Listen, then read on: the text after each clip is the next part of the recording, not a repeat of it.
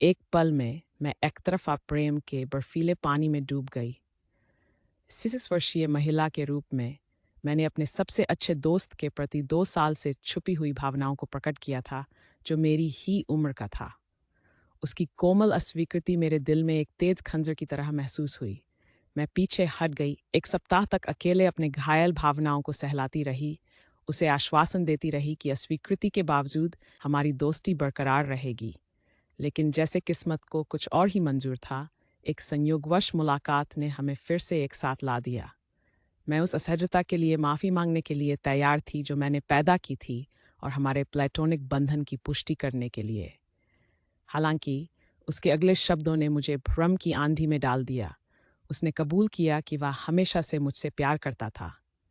जिस खुशी की मैंने उम्मीद की थी, वह मेरे सीने में एक धड़कते दर्द में बदल गई। उसकी सच्चाई अटल थी, फिर भी मेरा मन संदेह से घिरा हुआ था। क्या यह संभव था कि भावनाएं एक सप्ताह के भीतर इतनी नाटकीय रूप से बदल सकती हैं? मेरा दिल प्रेम और अस्वीकृति का पैबंद जैसा महसूस हो रहा था, जो तीव्रता से एक साथ सिला गया था और फिर से फाड़ा गया।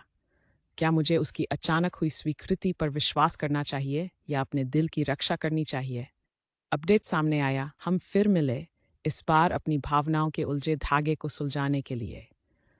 उसने कबूल किया कि वह कभी किसी और के प्रति रोमांटिक रूप से झुका नहीं था, एक दावा जिसे उसका इतिहास समर्थन देता था। उसने स्वीकार किया कि उसने एक अजीब भावनाओं का उभार महसूस किया, ईर्ष्या, घबराहट, उत्साह, सभी मुझसे जुड़ी हुई।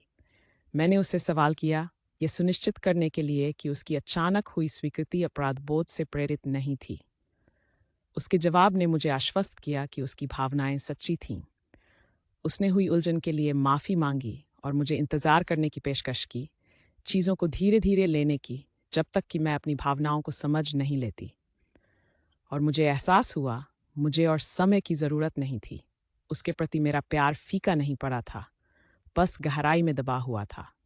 जब हम वहाँ बैठे थे, उसने कबूल किया कि उसने उसी दिन अपनी भावनाओं को प्रकट करने की योजना बनाई थी, लेकिन मेरी सिर्फ दोस्त बनने की तैयारी ने उसे पुनर्विचार करने पर मजबूर कर दिया। जैसे ही सूरज डला, मैं खुशी और राहत के आंसू बहाती हुई पाई।